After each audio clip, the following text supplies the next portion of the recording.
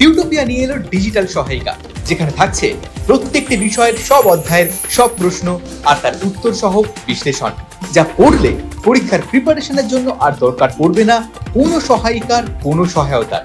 তাই মানে বইয়ের আর কোনো মানে নেই। টিউটোপিয়ার ডিজিটাল সহায়িকা পেতে লক্ষ্য রাখো টিউটোপিয়া লার্নিং অ্যাপের ইউটিউব চ্যানেলে। হ্যালো বন্ধুরা, টিউটোপিয়ার ইউটিউব লাইভ ক্লাসে তোমাদের সকলকে স্বাগত। আমি ঋতুশ্রী চলে এসেছি বাংলা ক্লাস নিয়ে। আজকে আমরা পড়ব বঙ্গভূমির প্রতি এই কবিতাটার উপর সব রকমের প্রশ্নোত্তর। এই কবিতার উপর যত রকম প্রশ্ন হয় তার সবই আলোচনা করব আজকের এই ভিডিওতে। এর বাইরে না কোনো প্রশ্ন তোমাদের পরীক্ষায় আসবে, না দরকার পড়বে তোমাদের কোনো মানে বইয়ের বা সহায়িকা বইয়ের। তাহলে কি বুঝতে পারলে বন্ধুরা? মানে বইয়ের নেই কোনো মানে, সহায়িকার দরকার নেই কোনো সহায়তার। পরীক্ষা প্রস্তুতির জন্য টিউটোপিয়ার এই ভিডিওগুলোই তোমাদের জন্য যথেষ্ট। তবে তোমরা নিশ্চয়ই বাড়িতে, স্কুলে বা গৃহশিক্ষকের কাছে এই কবিতাটা এতদিনে পড়ে ফেলেছো। তবে যদি না পড়ে থাকো তাহলে টিউটোপিয়া লার্নিং অ্যাপে এই কবিতার উপর বানানো ভিডিওগুলো দেখে পড়ে নিতে পারো। কারণ টিউটোপিয়া লার্নিং অ্যাপে খুব সহজ এবং সুন্দরভাবে এই কবিতার উপর বানানো ভিডিওগুলো তোমাদের কনসেপ্ট ক্লিয়ার করবে। আর কোনো বিষয় যদি কনসেপ্ট ক্লিয়ার থাকে তাহলে প্রশ্নোত্তর করা কোনো ব্যাপারই না। তাহলে আমি ধরে নিচ্ছি যে মাইকেল মধুসূদন দত্তের বঙ্গভূমির প্রতি কবিতাটা তোমাদের পড়া। তাহলে এই কবিতার ওপর কত রকম প্রশ্ন আসতে পারে দেখে নেব নেক্সট স্লাইডে। চলে এলাম নেক্সট স্লাইডে। কি লেখা আছে দেখো, ফার্স্টে বহু বিকল্প ভিত্তিক প্রশ্নাবলী, তারপরে লেখা আছে এমসিকিউ অর্থাৎ মাল্টিপল চয়েস কোয়েশ্চেন, যেখানে তোমরা 3টে কি 4টে অপশন পাচ্ছ, রাইট অপশনটা চুজ করছো, যেটার প্রশ্নমান থাকছে 1। এরপরে থাকছে অতি সংক্ষিপ্ত প্রশ্নাবলী। এই অতি সংক্ষিপ্ত অর্থাৎ ভিএসএকিউ, ভেরি শর্ট আনসার কোয়েশ্চেন, যেটাতে থাকছে 1 নম্বর, একটা কথায় তোমাদের উত্তর দিতে হচ্ছে। পরেরটা থাকছে ব্যাখ্যাভিত্তিক সংক্ষিপ্ত উত্তরধর্মী, মানে ব্যাখ্যাভিত্তিক সংক্ষিপ্ত প্রশ্ন, মোট কথা। তা এগুলো থাকছে শর্ট আনসার কোয়েশ্চেন, যেগুলোর প্রশ্নমান থাকছে তোমাদের 2, যেগুলো থাকছে 2 মার্কসের।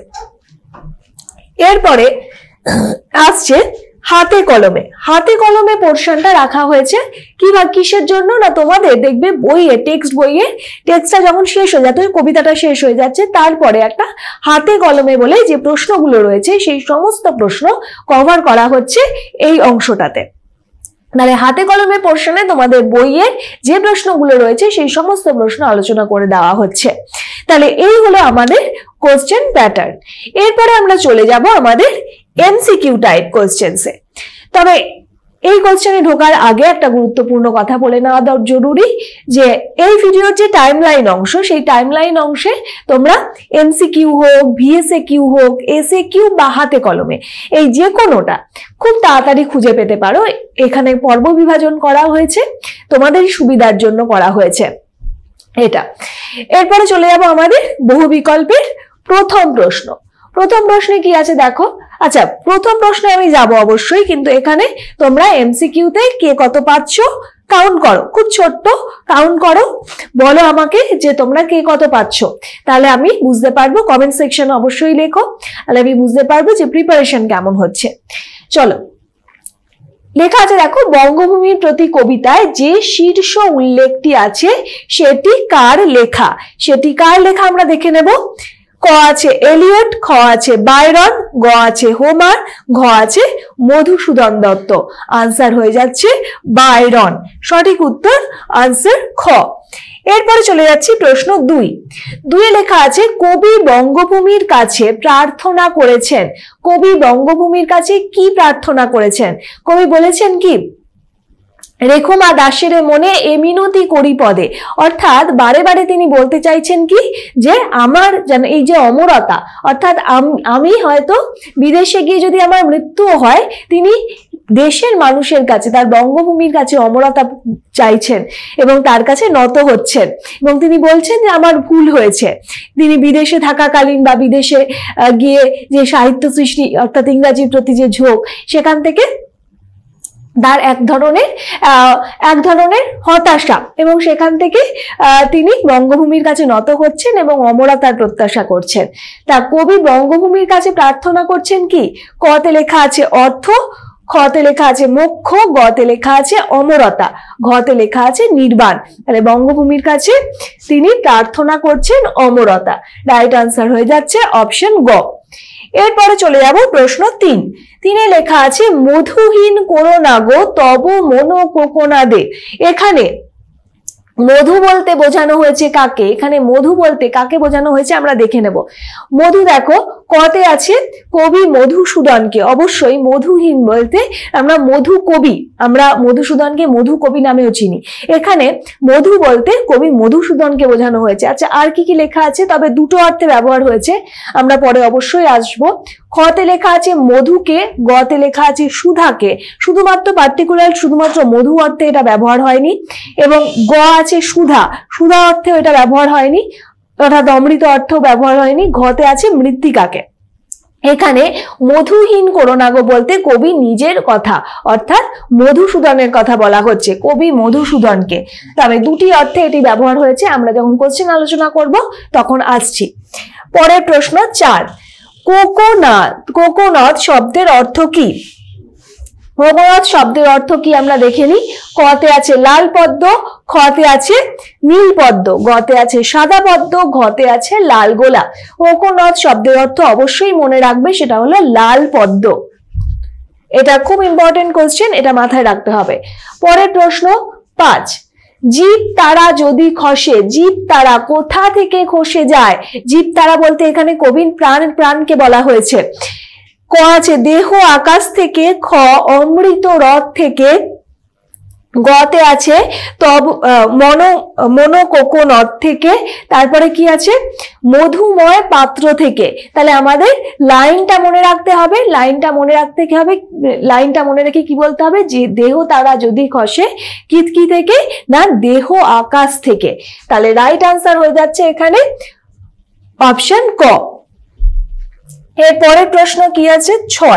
6 দেখে নিচ্ছি। কবি কিসে ভয় পান না? কবি কিসে ভয় পান না বলতো? কতে আছে প্রবাস জীবনে, খতে আছে বিস্মৃতিতে,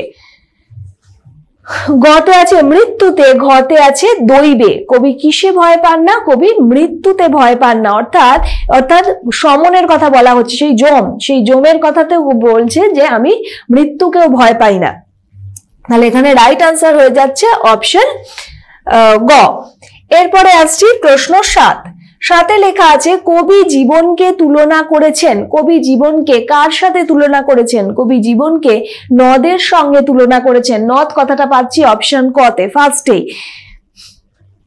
তাহলে রাইট আনসার হয়ে যাচ্ছে অপশন ক। তারপরে যাচ্ছি প্রশ্ন 8 লেখা আছে দেখো রেখো মা ড্যাশ। রেখো মা কি আছে? রেখো মা দাসের মনে এ মিনতি করি পদে। তাহলে রাইট আনসার হয়ে যাবে অপশন ঘ। অপশন ঘ হয়ে যাচ্ছে এখানে রাইট আনসার। এরপরে এগুলো নিলাম না, দেখো প্রিয়কে, বন্ধুকে বা শত্রুকে এগুলো নিলাম না। পরের প্রশ্ন 9 আছে সাধিতে মনের স্বাদ কথাটা রয়েছে, তন্তে শয় আকার দ। এখানে স্বাদ বলতে যে স্বাদের কথা, অর্থাৎ ইচ্ছার কথা প্রকাশ করা হচ্ছে। তাহলে কতে আছে স্বাদ, খতে আছে বাদ, গতে আছে ফাদ, ঘতে আছে খাদ। এখানে অপশন কোনটা হয়ে যাবে? অবশ্যই ক। পরের প্রশ্ন 10 মক্ষিকাও গলে না গো পড়িলে। কি বলছে? মক্ষিকাও গলে না গো পড়িলে। এই কবিতার লাইনটায় কি রয়েছে আমাদের? মক্ষিকাও গলে না গো পড়িলে অমৃত হ্রদে, অমৃত হ্রদে। তাহলে রাইট আনসার হয়ে যাচ্ছে অপশন গ, অমৃত হ্রদে। অর্থাৎ মক্ষিকারও মৃত্যু ঘটে না যদি সে অমৃত পান করে, যদি সে অমর হয়ে যায়, অমৃত যদি হ্রদে পড়ে তাহলে মক্ষিকারও মৃত্যু হয় না। পরের প্রশ্ন আসছি 11 লেখা আছে মধুহীন করো না গো ডট ডট ডট। কাকে মধুহীন না করার কথা বলা হয়েছে? কতে লেখা আছে দেখো শ্যামা জন্মদাকে, তারপরে লেখা আছে খতে মনো কোকোনটকে, গতে লেখা আছে নরকুলকে, ঘতে লেখা আছে বঙ্গভূমিকে। তাহলে রাইট আনসার হয়ে যাবে এখানে মনো কোকোনদকে, মধুহীন করো না গো তব মনো কোকোনদে। তাহলে রাইট আনসার হয়ে যাচ্ছে এখানে অপশন খ। পরের প্রশ্ন 12। 12তে লেখা আছে নাহিমা ডোরি ... কাকে ভয় না পাওয়ার কথা বলা হয়েছে, কাকে না পাওয়ার কথা বলা হয়েছে দেখে নেব। ক সবলে, খ প্রতিপক্ষ, গ সমনে, ঘ দোষে। তাহলে এখানে সমনে অর্থাৎ যমের কথা বলা হচ্ছে। নাহিমা ডোরি সমনে অর্থাৎ যমও যদি আসে তাহলেও আমি ভয় পাই না। পরের প্রশ্নে আসছি 13। মধুময় তামরস, তামরস কথার অর্থ কি? তামরস কথার অর্থ দেখে নেব। কতে আছে পদ্ম, তাহলে আমরা তামরস কথার অর্থ ফার্স্ট অপশনেই পেয়ে গেলাম। রাইট আনসার হয়ে যাচ্ছে অপশন ক, তামরস কথার অর্থ পদ্ম। তামার রং, খতে আছে গতে গোলাপ আছে, ঘতে মৌমাছি হবে, মৌমাছি আছে, এটাও হবে না। পরের প্রশ্ন 14। 14 লেখা আছে সেই ধন্য নরকুলে, কে নরকুলে ধন্য হয়? কে নরকুলে ধন্য হয়? ক যার অনেক অর্থ আছে, খ যার বংশ উচ্চ, গতে আছে লোকে যাকে মনে রাখে, ঘতে আছে লোকে যাকে ভুলে যায়। কাকে মানে কবি অমর হতে চেয়েছেন কেন? তার সৃষ্টির মাধ্যমে কবি অমর হতে চেয়েছেন। কবি মনে করেন যে একমাত্র মানুষ অমর, মানুষের তো মৃত্যু ঘটবেই খুব স্বাভাবিক নিয়মে, কিন্তু একমাত্র অমরতা পাওয়া যায় যদি লোকে তাকে মনে রাখে, তার মধ্যে দিয়ে অমরতা লাভ হয়। তাহলে লোকে যাকে মনে রাখে সেই ধন্য নরকুলে, অর্থাৎ আমাদের যে পৃথিবী, নরকুল বলতে আমাদের যে সভ্য সমাজ, মানব সমাজ, সেই সমাজের মধ্যে কে নরকুলে ধন্য হয়? যাকে লোকে মনে রাখে, তার কাজের মাধ্যমে, তার লেখার মাধ্যমে যাকে মনে রাখে। তাহলে অপশন গ হয়ে যাচ্ছে রাইট আনসার। পরের প্রশ্ন 15। মধুময় তামরস কি বসন্ত, কি লেখা আছে? কি শরদে। তাহলে মধুময় তামরস কি বসন্ত, কি শরদে। শরদে পেয়ে যাচ্ছি অপশন খ, রাইট আনসার অপশন খ। 16। প্রশ্ন 16। বঙ্গভূমির প্রতি কবিতায় যে ঋতুর উল্লেখ আছে, বঙ্গভূমির প্রতি কবিতায় কোন কোন ঋতুর কথা উল্লেখ আছে? দেখো, কি বসন্ত, কি শরদে পেলাম তো আমরা, তাহলে বসন্ত এবং শরৎ এই দুটো ঋতুর কথা উল্লেখ আছে, যেটা পেয়ে যাচ্ছি অপশন খ তে। রাইট আনসার অপশন খ। ক গ্রীষ্ম বর্ষা লেখা আছে, গ শীত হেমন্ত, ঘ লেখা আছে শীত বসন্ত, এগুলো তো নেই। পরেরটা যাচ্ছি প্রশ্ন 17। কবি কোথায় ফুটে উঠতে চেয়েছেন? কবি কোথায় ফুটে উঠতে চেয়েছেন? ক স্মৃতি জলে, খতে জীবন নদে, গতে অমৃত হ্রদে এবং ঘতে আছে হৃদয়। কবি কোথায় ফুটে উঠতে চেয়েছেন? স্মৃতি জলে। রাইট আনসার হয়ে যাচ্ছে অপশন ক। পরের প্রশ্ন 18। 18 লেখা আছে কহ গো ড্যাশ জন্ম দে, শূন্যস্থান পূরণ করো। বলা আছে কহ গো শ্যামা জন্ম দে, এখানে শ্যামা হয়ে যাবে রাইট আনসার অপশন গ। তাহলে কতে উমা, খতে প্রমা, ঘতে রমা। শ্যামা জন্মদে বলতে সেই শস্য শ্যামলা যে বঙ্গভূমি আমাদের, সেই কথাটা বলা হচ্ছে এখানে শ্যামা জন্মদে বলতে। তাহলে এখানে হয়ে যাবে শ্যামা, রাইট আনসার হয়ে যাচ্ছে অপশন গ। পরের প্রশ্ন 19। রেখমা দাসেরে মনে ড্যাশ এ মিনতি করি পদে। মিনতি করা মানে কি?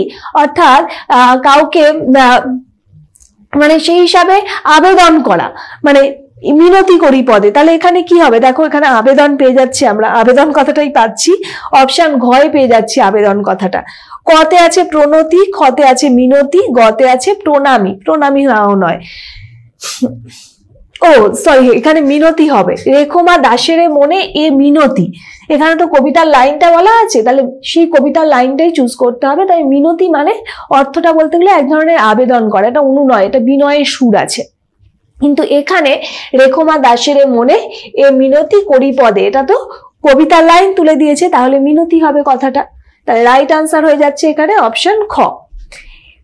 এরপরের প্রশ্ন চলে যাচ্ছি প্রশ্ন 20-তে। চিরস্থির কবে নীর, হায় রে জীবন নদে। তাই তো বলা হয়েছে চিরস্থির অর্থাৎ তাহলে এখানে চিরস্থির কবে নীর, এখানে কোন নীর হবে? অবশ্যই নীর, এই নীর হবে, কারণ বয়শূন্য র নীর মানে জল। চিরস্থির, আচ্ছা তাহলে অপশন খ হবে, এই খ বলছি, ক হবে, রাইট আনসার হয়ে যাচ্ছে অপশন ক। এখানে নীর লিখে দিলাম। চিরস্থির কবে নীর হায় রে জীবন নদে, অর্থাৎ সেখানে সেই জল যে জীবনের যে নদী তাতে কি সেটা কখনো স্থির থাকে, সে প্রবাহমানতা নিয়ে চলতেই থাকে।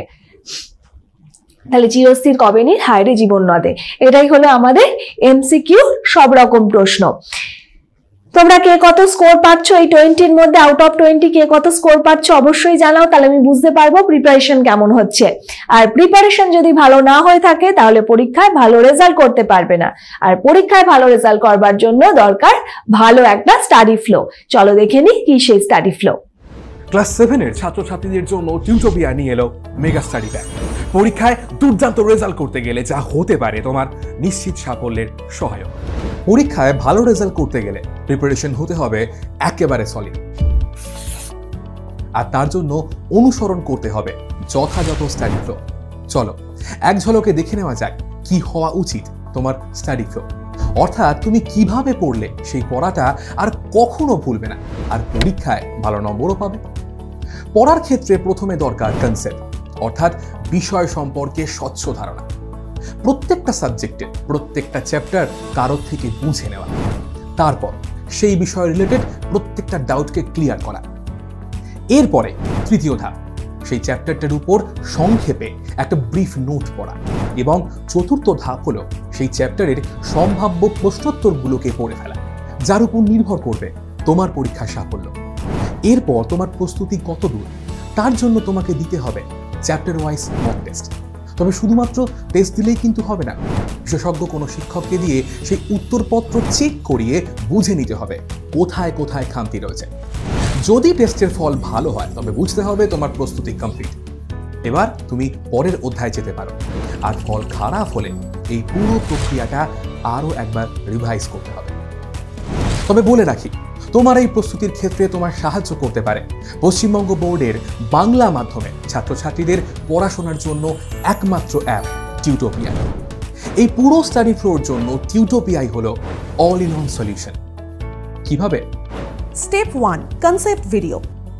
টিউটোপিয়া অ্যাপে প্রত্যেক অধ্যায়ের বিষয়গুলো ছোট ছোট টপিকে ভেঙে নিয়ে গ্রাফিক্স অ্যানিমেশনের সাহায্যে এমনভাবে বোঝানো হয়েছে যা তোমাদের পড়তেও ভালো লাগবে আর মনেও থাকবে। Step 2, live class and doubt clearing. Tutopia live ক্লাসে সেই বিষয়গুলোই বোঝানো হয় বিশদে। পাশাপাশি প্রত্যেকটা ক্লাসে থাকে ডাউট ক্লিয়ারিং সেশন, যেখানে সরাসরি তোমাদের সমস্ত ডাউট বা সংশয়ের নিরসন হতে পারে। Step 3, brief notes. নোটসের জন্য টিউটোপিয়ায় তোমরা পাবে স্মার্ট নোটস, যেখানে সংক্ষেপে টু দি পয়েন্টে অধ্যায়ের ব্রিফ নোট তো করাই রয়েছে। Step 4, question and answer. আমাদের অ্যাপের নোটসে প্রশ্নোত্তরের আলোচনা তো থাকছেই, সেই সঙ্গে একটা অধ্যায় সব রকমের প্রশ্নোত্তরের জন্য এখন তোমাদের কাছে থাকছে ইউটিউবের এই ক্লাসগুলো, অর্থাৎ টিউটোপিয়া ডিজিটাল সহায়িকা। Step 5, mock test. টেস্ট দেওয়ার জন্য টিউটোপিয়া থাকছে প্রত্যেকটা বিষয়ের অধ্যায় ভিত্তিক mock test. Step 6, answer sheet checking and model answer. উত্তরপত্রের ছবি তুলে আমাদের কাছে পাঠিয়ে দিলে বিশেষজ্ঞ শিক্ষক খাতা দেখে তোমায় জানিয়ে দেবেন তোমার পরীক্ষার মার্কস এবং তাদের পরামর্শ। সেই সঙ্গে তোমরা পেয়ে যাবে মডেল উত্তরপত্র, যা দেখে তোমরা বুঝতে পারবে কিভাবে লিখতে হয় কোনো একটা প্রশ্নের আদর্শ উত্তর। তাহলে হলো কিনা তোমার পারফেক্ট স্টাডি ফ্লো এর অল ইন ওয়ান সলিউশন। আর এই সবকিছু নিয়েই সপ্তম শ্রেণীর ছাত্রছাত্রীদের জন্য টিউটোপিয়ার এই মেগা স্টাডি প্যাক। বিশদে জানতে ফোন করো এই নাম্বারে। এরপর আমরা চলে যাব আমাদের অতি সংক্ষিপ্ত অর্থাৎ ভিএসএকিউ টাইপ কোশ্চেন্সে। ফার্স্ট প্রশ্নে যাচ্ছি। ফার্স্ট প্রশ্নে আছে দেখো, বঙ্গভূমির প্রতি কবিতায় এক বিদেশি কবির নাম আছে, তিনি কে? যে বিদেশি কবির নাম আছেন তিনি হলেন লর্ড বায়রন।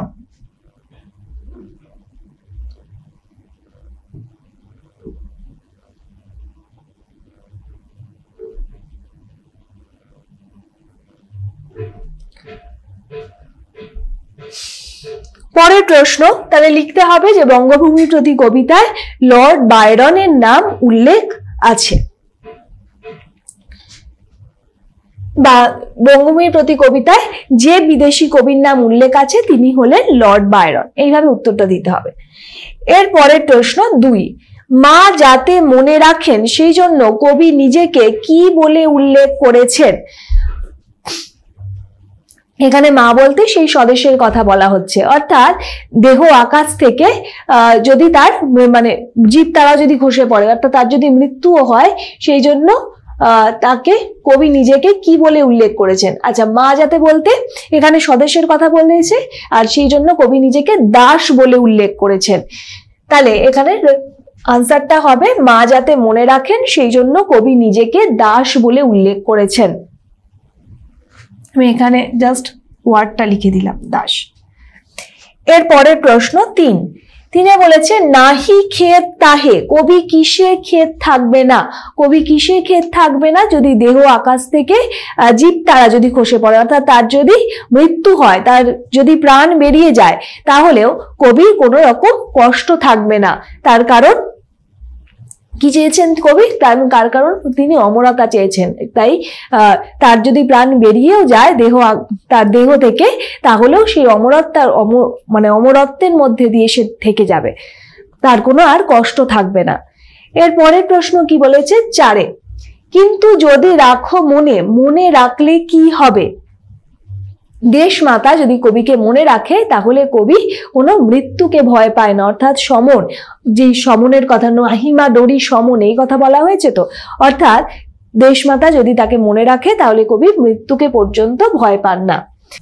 প্রশ্ন 5 লেখা আছে, দেখো বঙ্গভূমির প্রতি কবিতায় বায়রনের লেখা উদ্ধৃতিটি লেখো। তাহলে বায়রনের লেখা উদ্ধৃতিটি একদম কবিতার প্রথমে একদম শীর্ষেই তোমরা পাচ্ছ। তাহলে সেখানে কি লেখা আছে, মাই নেটিভ ল্যান্ড গুড নাইট।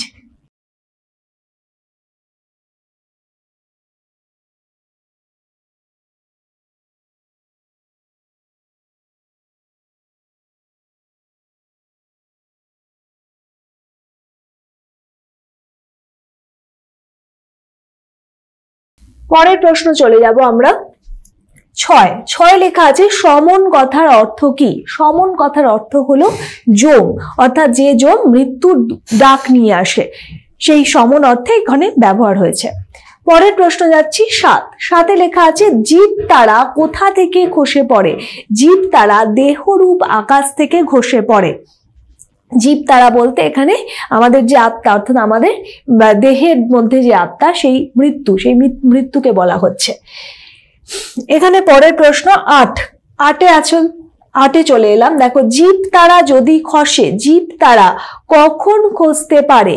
জীব তারা কখন খসতে পারে বলেছেন, যদি প্রবাসে থাকাকালীন, মানে যখন বিদেশে ছিলেন, অর্থাৎ সেই সময় হঠাৎ কোনো কারণে বা আকস্মিক কোনো কারণে যদি কবির মৃত্যু ঘটে, অর্থাৎ তার জীব তারা অর্থাৎ তার আত্মা, সেই আত্মার যদি বা বলা যেতে পারে তার সম্পূর্ণ যদি মৃত্যু ঘটে দেহরূপ আকাশ থেকে, তারপরে কবি বলেছেন তাহলেও তার কোনো ক্ষোভ থাকবে না যদি সে অমরতা পায়।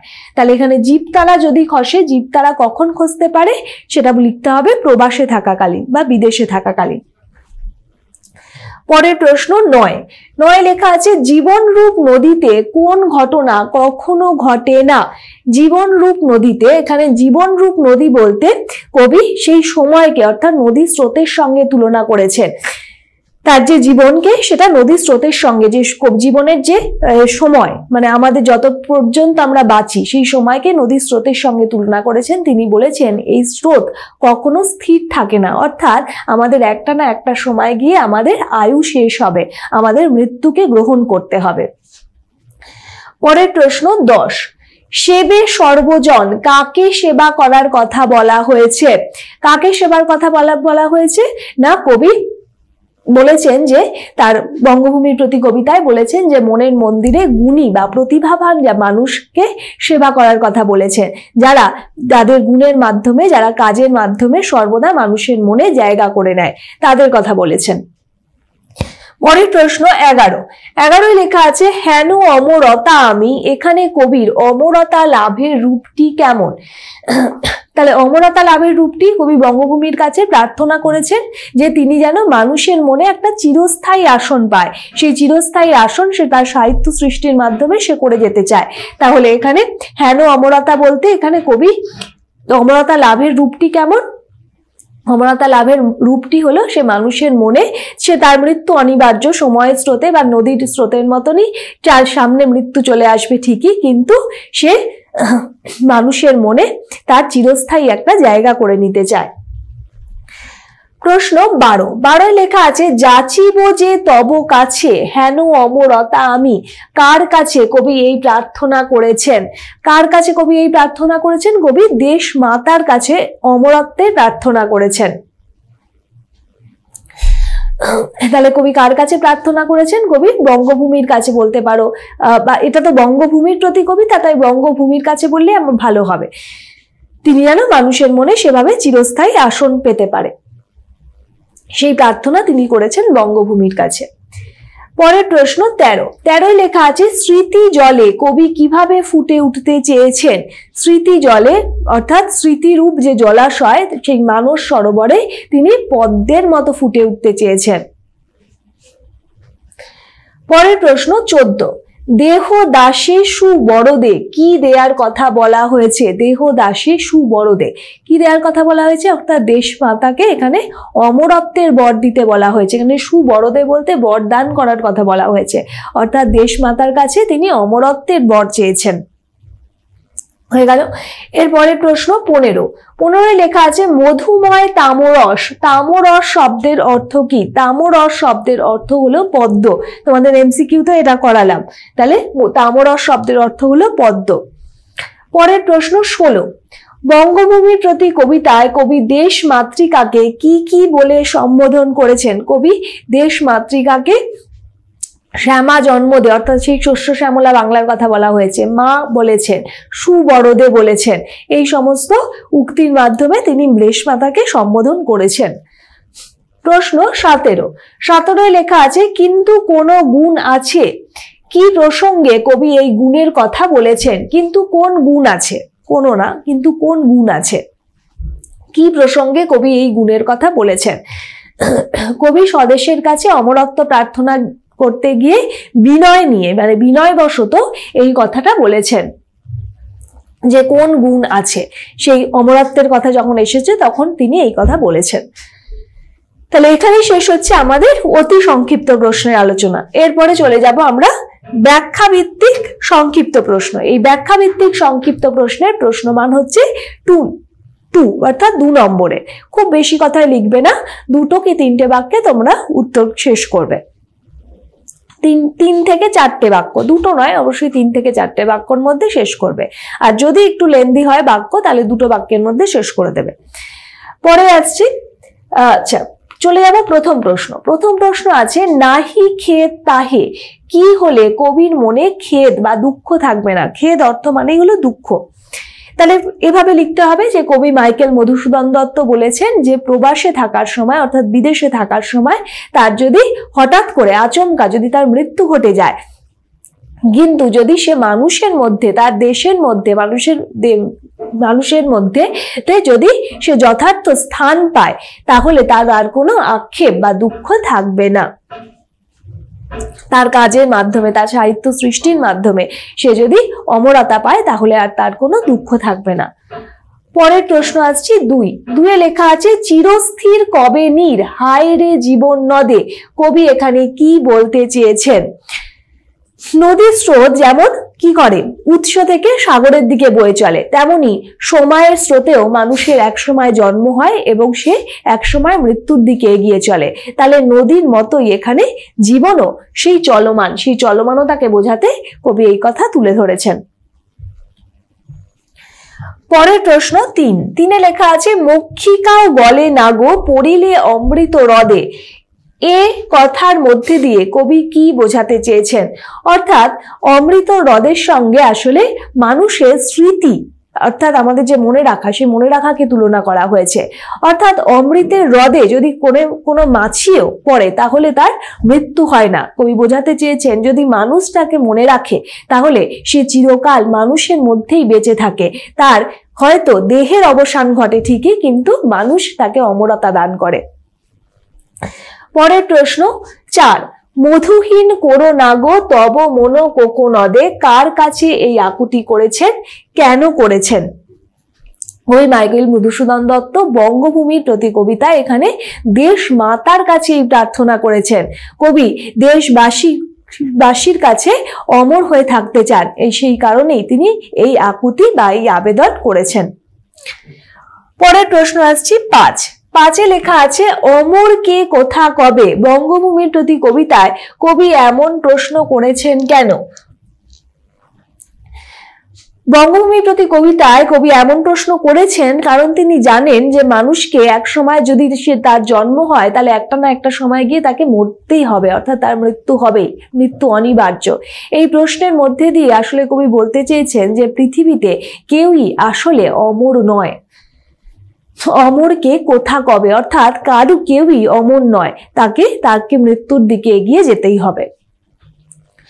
প্রশ্ন 6 দেখে নেব কি আছে। বঙ্গভূমির প্রতি কবিতায় কবি কি কি আবেদন রেখেছেন? কবি কি কি আবেদন রেখেছেন সেগুলো একটু দেখে নেব। বঙ্গভূমির প্রতি কবিতায় কবি যে আবেদন রেখেছেন তা হলো দেশমাতার কাছে তিনি চিরকালীন ভাবে বা অমর হয়ে থাকতে চান, যেটা চিরকালীনতার কথাই বলে। এছাড়াও সাধারণ মানুষের স্মৃতির মধ্যেও সে অমরত্ব চায়। এই দুটি প্রত্যাশাই তার কবিতার মধ্যে ব্যক্ত হয়েছে। পরের প্রশ্ন যাব 7 লেখা আছে ভুল দোষ গুণ ধরো। আলোচ্য কবিতায় দোষ বা গুণ বলতে কবি কি বুঝিয়েছেন? আসলে কবি মধুসূদন কি করেছিলেন, তার যে নিজের ভাষা সেই মাতৃভাষাকে অবহেলা করে সে তার দেশ ছেড়ে বিদেশে বাড়ি দিয়েছিলেন। তিনি ইংরেজিতে সাহিত্য চর্চা করতে চেয়েছিলেন এবং তার মাধ্যমে প্রচুর খ্যাতি অর্জন করতে চেয়েছিলেন। এটিকেই কবি দোষ বলে উল্লেখ করেছেন। আবার অপরদিকে কবি নিজের যে সৃষ্টি ক্ষমতা সেই সৃষ্টি ক্ষমতাকে গুণ বলে বিবেচনা করেছেন, অর্থাৎ এখনের যে সৃষ্টি সেই সৃষ্টির মাধ্যমে সে তো সত্যি আজও অমর হয়ে রয়েছে, আমরা মধুসূদনকে তো সত্যিই ভুলিনি। তাহলে যে দোষটার কথা, অর্থাৎ বিদেশে গিয়ে সে ইংরাজি সাহিত্য চর্চার মাধ্যমে যে খ্যাতি অর্জন করতে চেয়েছিল সেটা না, সেটার যে অপ্রাপ্তি, সেই অপ্রাপ্তির যন্ত্রণাটা এবং সে যে স্বদেশকে অবহেলা করেছিল, মাতৃভাষাকে অবহেলা করেছিল, সেটা দোষ হিসাবে এবং গুণ হিসাবে তার যে শিল্প সৃষ্টি, সেই যে সাহিত্য সৃষ্টির যে ক্ষমতা সেটাকে গুণ বলে বিবেচনা করেছেন। প্রশ্ন 8 লেখা আছে দেখো বঙ্গভূমির প্রতি কবিতায় কবি নির্দেশিত প্রকৃত অমরতার রূপটি কেমন? এখানে প্রকৃত অমরতার রূপটি বলতে তার যে ইচ্ছা বঙ্গভূমির প্রতি কবিতায় ব্যক্ত হয়েছে তা হলো কবি বলেছেন যে সে যথেষ্ট গুণের অধিকারী নন, তাই সেই কারণে যে তিনি যে অমরতার দাবি করেছেন সে অমরতার দাবির মধ্যে একটা কুণ্ঠাবোধ রয়েছে। তবে তার আরেকটি বিষয় যেটা ফুটে উঠেছে সেটা হলো এই অমরতা হলো তিনি যে অমরতা চেয়েছেন তাতে লোকে যেন তাকে না ভোলে, অর্থাৎ মনের মন্দিরে তাকে যেন সবাই একটা চিরস্থায়ী জায়গা দেয়, সবাই যেন তাকে স্মরণ করে। তাহলে অমরতার রূপটি বলতে কবি এই কথাই ব্যক্ত করেছেন বঙ্গভূমির প্রতি কবিতায়। এরপরে চলে যাব আমরা হাতে কলমে অংশে। এই হাতে কলমে অংশে তোমাদের টেক্সট বুকের সমস্ত প্রশ্নগুলো কভার করা আছে, তাহলে দেখে নেব প্রথম প্রশ্ন কি আছে। প্রথম প্রশ্ন দেখো লেখা আছে, ঠিক উত্তরটি খুঁজে নিয়ে লেখো। যেখানে লেখা আছে বঙ্গভূমির প্রতি কবিতায় যে শীর্ষ উল্লেখটি আছে, শীর্ষ উল্লেখ একদম টপ মাথার উপরে যে লেখাটা আছে সেটি কবি বাইরনের রচনা, তার রচিত একটি বিখ্যাত গ্রন্থ হলো ডন জুয়ান।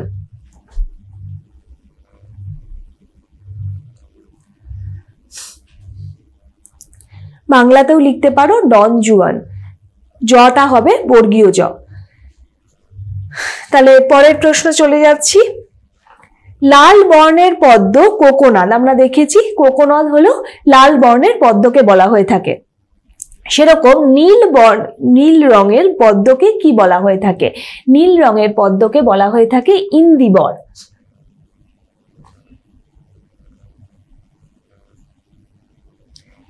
এবং সাদা রঙের পদ্মকে বলা হয়ে থাকে পুণ্ডরিক।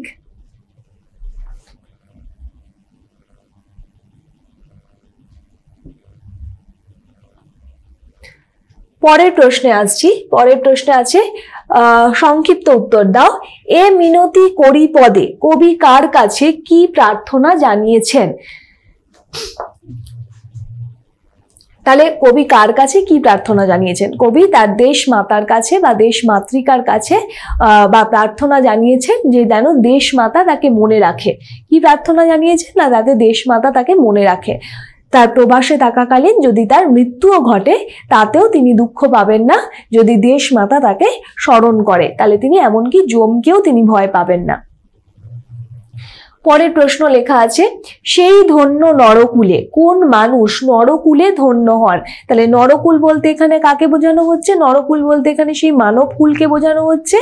মানব কুলে সেই ধন্য ব্যক্তি যাকে মানুষ কখনো ভোলে না তার কাজের মাধ্যমে, এবং সকলের মনে সে সেই কাজ এবং সৃষ্টির মাধ্যমে সে জায়গা করে রাখে।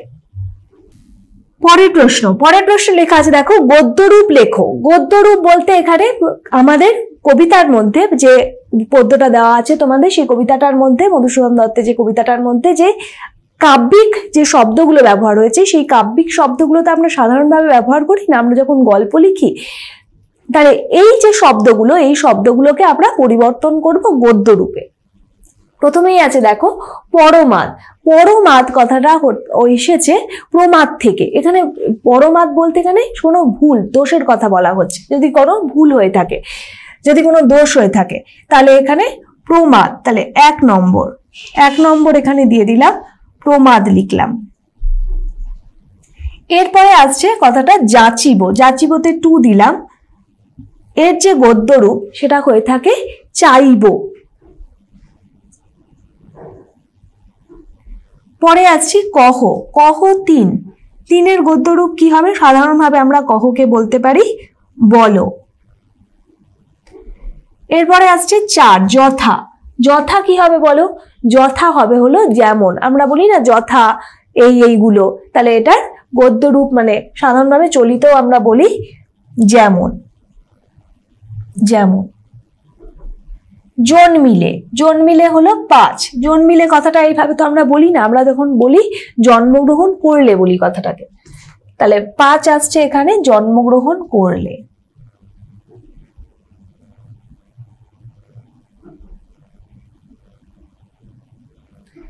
পরেরটা আসছে দেখো দেহ। দেহ কথাটা দেহ সুবরদে।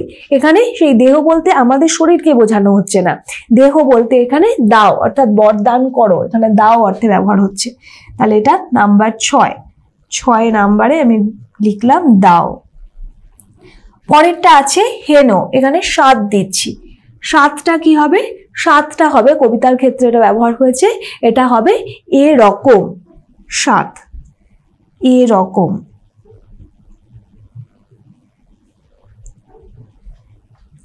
এরপরেটা আছে 8 নম্বরে আছে সাধিতে।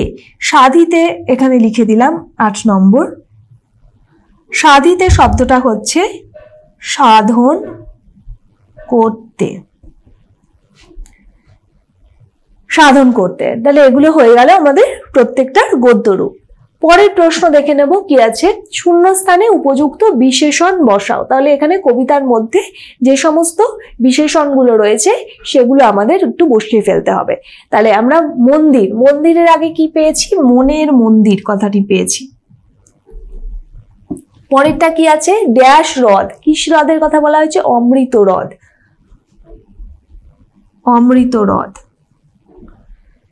তারপরেরটা কি আছে? তামরস। তামরস এখানে কি বলা হয়েছে? সেই মধুময় তামরস। তাহলে মধুময় শব্দটা পাচ্ছি।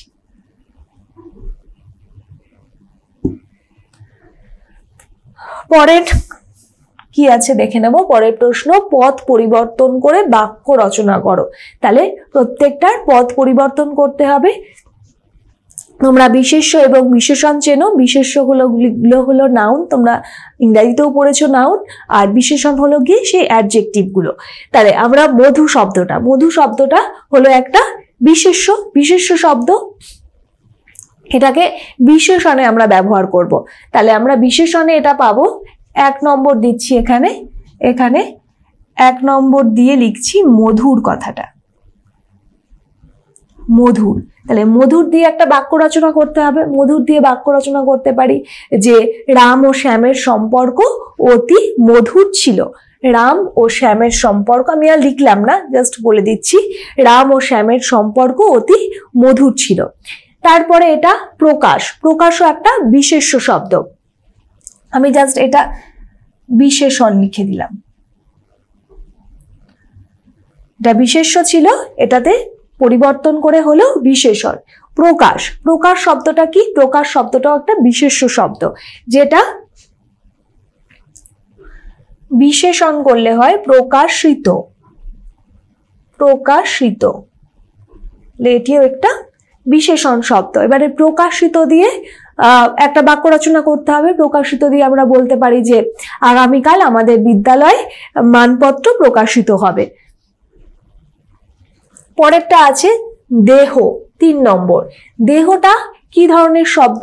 দেহটাও হলো একটা বিশেষ্য পদ বা বিশেষ্যবাচক শব্দ। তাহলে এটাকে কি করতে হবে? এটাকে বিশেষণে পরিবর্তন করতে হবে। বিশেষণে করলে সেটা হয়ে যাচ্ছে দৈহিক, দৈহিক।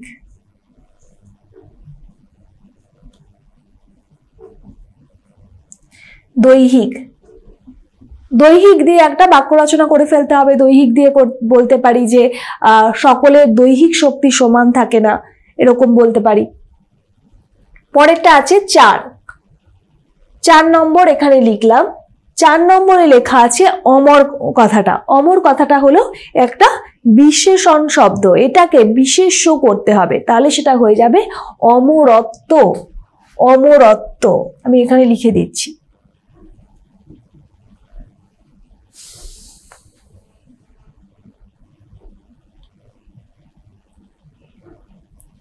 অমরত্ব। তাহলে অমরত্ব দিয়ে কি করতে পারি? অমরত্ব দিয়ে করতে পারি যে সব মানুষই অমরত্ব চায়। পরেরটা আছে 5-এ দোষ। দোষটা কি ধরনের শব্দ দেখে নেব। দোষটা হলো একটা বিশেষ্য। এবারে তাহলে দোষটা যদি বিশেষ্য হয় তাহলে এটা কি পরিবর্তন করতে হবে কিসে? বিশেষণে। তাহলে হয়ে যাবে দোষী, যেটা হয়ে যাচ্ছে বিশেষণ, দোষী হয়ে যাচ্ছে। তাহলে দোষী দিয়ে আমরা বাক্য রচনা করতে পারি যে বিচারকের বিচারে দোষী ব্যক্তির সাজা হবেই। এরপরে আসছে 6 বসন্ত। 6 লিখলাম বসন্ত। বসন্ত কি ধরনের শব্দ? বসন্ত একটা হলো বিশেষ্য শব্দ। বসন্তটার বিশেষণ কি হবে? বসন্তটার বিশেষণ হয়ে যাবে বাসন্তী, বাসন্তী, বাসন্তী হয়ে যাচ্ছে। তাহলে এটা লিখে দিচ্ছি বিশেষণ। বাসন্তী আমরা লিখে দিলাম বিশেষণ। তাহলে আমরা এটা দিয়ে একটা বাক্য রচনা করতে হবে। বাক্য রচনা করতে পারি যে আমরা বলতে পারি যে সরস্বতী ঠাকুরকে বা সরস্বতী দেবীকে, ঠাকুর বলাটা ঠিক নয়, সেই হিসাবে দেবী, সরস্বতী দেবীকে বাসন্তী রঙের পোশাকে খুব সুন্দর মানিয়েছে। এর পরেরটা আসছে দৈব, 7। আচ্ছা এখানে লিখে দিচ্ছি 7 নম্বরটা। 7 নম্বরটা হচ্ছে দৈব। দৈবটা কি ধরনের শব্দ? দৈবটা হলো নিজেই একটা বিশেষণ। তাহলে দৈব যখন বিশেষণ হয়ে যাচ্ছে তখন সেটাকে আমরা বিশেষ্যে রূপদান করব। বিশেষ্য হয়ে যাচ্ছে দেব, দেব, বিশেষ্য। দেবটা হয়ে যাচ্ছে বিশেষ্য। তাহলে হয়ে গেল। আচ্ছা দেব দিয়ে একটা বাক্য রচনা করতে হবে। দেব দিয়ে বলতে পারি যে আমাদের পুরাণে অনেক দেবদেবী আছেন। পরের প্রশ্নে চলে গেলাম। বিপরীতার্থক শব্দ লেখো। বিপরীতার্থক শব্দগুলো কি আছে? প্রবাস। প্রবাসটা কি হবে? স্ববাস, অর্থাৎ নিজের দেশে বাস। স্ব বলতে এখানে নিজের, স্ববাস। অমর আছে। অমরের বিপরীত শব্দ কি হবে? নশ্বর। নশ্বর, নশ্বর কথার অর্থ অর্থাৎ যার শেষ আছে। অমর মানে যার শেষ নেই, নশ্বর হলো যার শেষ আছে। স্থির হয়ে যাবে চঞ্চল।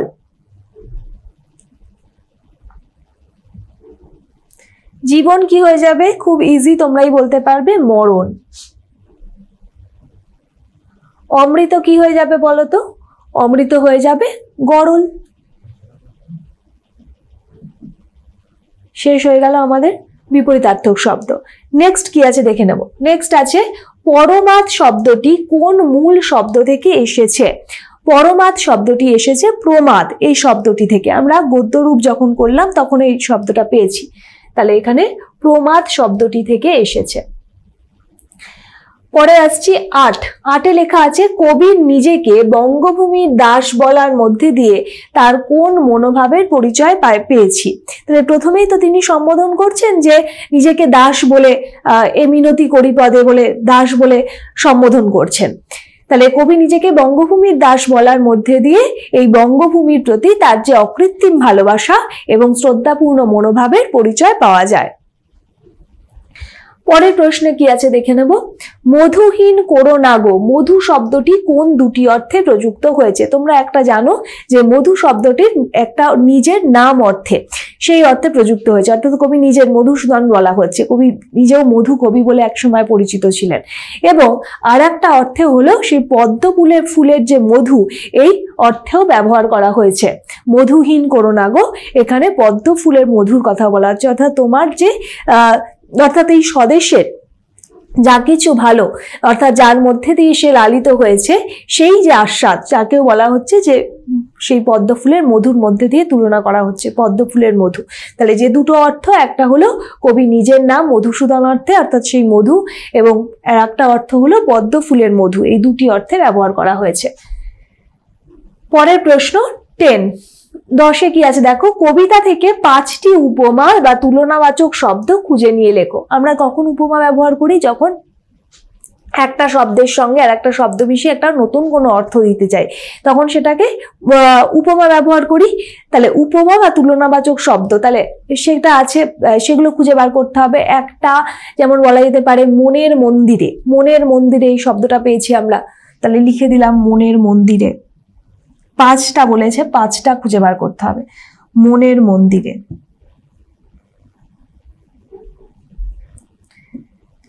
দ্বিতীয়ত কি লিখতে পারি? দ্বিতীয়ত আমরা লিখতে পারি জীব তারার কথা, জীব তারা যদি খসে।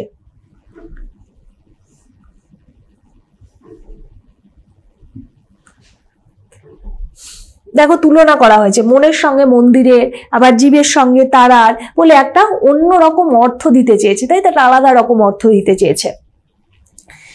3 নম্বর লিখতে হবে। 3 নম্বর আর কি পেতে পারি আমরা? জীবন নদে, এই কথাটা পেতে পারি। জীবনের সঙ্গে নদীর যে তুলনা, জীবন নদে। তাহলে দেখো প্রত্যেকটার মধ্যে এক ধরনের তুলনা পাওয়া যাচ্ছে। তারপরে যেটা হতে পারে সেটা হলো দেহ আকাশ, দেহর সঙ্গে আকাশের তুলনা হয়েছে, দেহ আকাশ। 5 নম্বর কি হতে পারে? তাহলে 5 নম্বর কি হতে পারে? 5 নম্বর হতে পারে আর একটা, কবি স্মৃতিকে জলের সঙ্গে তুলনা, মানে জল, স্মৃতির সঙ্গে জলের এই যে সেই তুলনা এসেছে, তাহলে স্মৃতি জলে।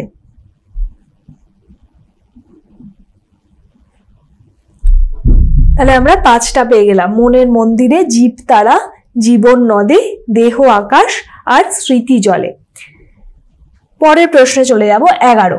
মন্দির শব্দটির আদি ও প্রচলিত অর্থ দুটি লেখো। অর্থাৎ মন্দির শব্দটা আদি অর্থ মানে আগের যেভাবে ব্যবহার হতো সেটা, আর এখন কি অর্থে ব্যবহার হয় সেটা। মন্দির শব্দটা আগে শুধুমাত্র ব্যবহার হতো যে গৃহ বলতে, অর্থাৎ সব ধরনের বাড়ি যেখানে মানুষ বসবাস করে, সেইখানে আগে এই অর্থেই মন্দির শব্দটা এই অর্থে ব্যবহার হতো। কিন্তু এখন শুধুমাত্র মন্দির বলতে কি বোঝানো হয়ে থাকে? যেখানে দেবতারা থাকেন, অর্থাৎ সেই দেবালয়। তাহলে একটা আদি অর্থে মানে অনেক আগে যেটা ব্যবহার হতো সেটা গৃহ অর্থে, সকলের বাড়ির অর্থে ব্যবহার হতো, আর এখন শুধুমাত্র দেবালয় অর্থে ব্যবহার হয়। পরের প্রশ্ন আছে বঙ্গভূমির প্রতি কবিতাটিতে কোন কোন ঋতুর উল্লেখ আছে? আমরা আগেও পড়েছি, সেটা হলো বসন্ত আর শরৎ।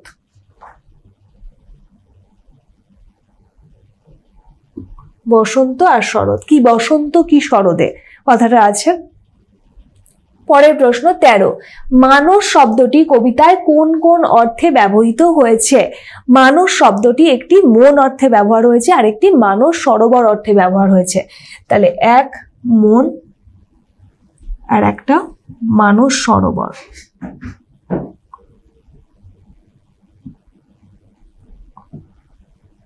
পরের প্রশ্ন 14 লেখা আছে কবির দৃষ্টিতে নশ্বর মানুষ কিভাবে অমরতা লাভ করতে পারে। সেই নশ্বর বলতে যার শেষ আছে, সেই নশ্বর মানুষ কিভাবে অমরতা লাভ করতে পারে তা লেখো। তাহলে বলতে হবে যে কবি মনে করেন যে মানুষের এক না এক সময় মৃত্যু হবে, সে মরণশীল। মানুষ একমাত্র অমরতা পেতে পারে বা অমরতা লাভ করতে পারে যদি মানুষ তাকে, সাধারণ মানুষ যদি তাকে না ভোলে, তাহলে তাদের মধ্যে দিয়েই সে বেঁচে থাকতে পারে। তাহলে এখানেই শেষ হচ্ছে আমাদের বঙ্গভূমির প্রতি কবিতার যত রকম প্রশ্ন হয় তার সব রকমের প্রশ্ন। তোমরা অবশ্যই টিউটোপিয়ার ভিডিওগুলো দেখতে থাকো এবং আমি চলে আসবো নেক্সট আর একটা ভিডিও নিয়ে। ততদিনে বঙ্গভূমির প্রতি কবিতাটা যেন একেবারে তৈরি হয়ে যায়।